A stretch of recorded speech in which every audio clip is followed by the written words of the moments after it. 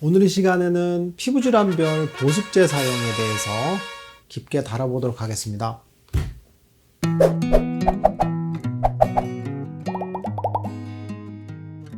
피부질환별 보습제 사용은 어떻게 하나요? 오늘 이 시간에는 보습제 사용에 대해서 한번 심층적으로 다뤄보겠습니다. 상처에는 두 가지 종류가 있어요. 뭐냐면 깊은 상처랑 옅은 상처가 있어요. 깊은 상처라는 건 뭐냐면 표피층 그 밑에 상처거든요. 화상이라던가 열상 같은 것들, 상처가 나서 피가 나잖아요. 그러면 깊은 상처예요. 그래서 벗겨진 거죠. 표피층이 벗겨진 상처, 깊은 상처.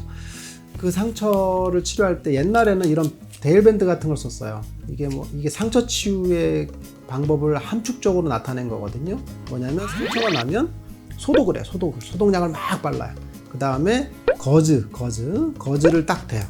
그럼 진물 흡수하거든요. 그 이후에 이런 비닐 같은 걸 덮어요. 근데 비닐에 구멍이 뚫려 있어요. 즉 뭐냐면 바람이 통하게 한 거지. 옛날에는 상처를 치료할 때 진물을 흡수를 하고 바람이 통하게 했어요. 그랬더니 상처가 낫는다라고 생각했거든요. 근데 최근에는 그런 걸 그렇게 하지 않아요. 뭐냐면 이런 스빈밴드 같은 걸 써요. 뭐냐면 상처가 생기면, 깊은 상처가 생기면 그 상처를 회복하는 물질들이 분비되거든요. 그 물질들이 정말 중요한 물질들이 많아요. 이런 스빈밴드 같은 거를 딱 덮어서 상처가 빨리 회복되도록 만들어 버린 거죠. 즉 상처 치료하는 방법이 최근에 완전히 바뀌었어요. 180도.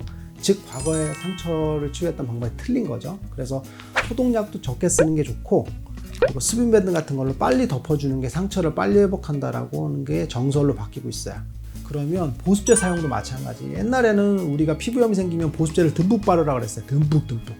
근데 환자분들이 항상 그 얘기를 해요. 아니 보습제를 많이 바르면 더 가려워요. 보습제를 바른다고 더 좋아지는 것 같지 않아요? 라는 얘기를 많이 하거든요. 즉 보습제는 지금까지 사용량이 점점 더 늘고 있어요. 우리는 목욕하고 나면 보습제를 더 많이 쓰잖아요. 근데 피부염은 점점 더 증가하고 있죠. 즉 보습제를 사용한다고 해서 피부염이 줄거나 그러진 않았어요. 근데 피부 상처를 아까 얘기했던 것처럼 깊은 상처나 옅은 상처가 있다고 했는데 피부염은 얕은 상처예요. 표피층에만 문제가 있는 거거든요. 이런 경우에 상처를 회복하는 방법은 뭐냐면 피부를 건조하게 유지하는 거예요. 피부를 습윤하게 유지해 주기 위해서 오일을 바르거나 보습제를 많이 바르게 되면 우리 몸에서 사인을 보내요. 이 표피의 상처는 회복됐다라고 인식을 하게 되죠. 그래서 상처를 회복하는 물질들을 덜 분비하게 만들어요.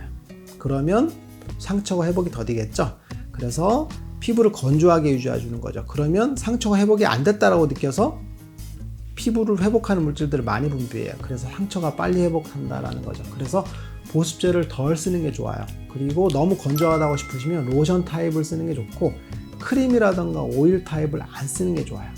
그리고 될 수 있으면 안 쓰는 게, 로션도 적게 쓰는 게 좋아요. 그래서 저희 같은 경우는 환자분들을 치료할 때 얼굴 부위 같은 경우는 알로에 젤 같은 걸 쓰게 되죠. 그래서 유분이 없는 걸 쓰게 되죠. 그러면 유분이 없는 물질을 바르게 되면 막을 형성을 해요. 그러면서 피지가 분비가 되거든요. 그래서 자연스럽게 보습층이 형성을 하죠. 우리 몸에서 가장 좋은 보습제는 피지예요. 피지, 왁스거든요. 우리는 이거를 버려요. 어떻게 하냐면 세안을 통해서 비누로 닦아내죠. 닦아낸 후에 우리는 뭘 발라요? 보습제를 또 바르죠. 즉 고급 보습제를 없애고 저급 보습제를 바르는 형태가 되는 거죠.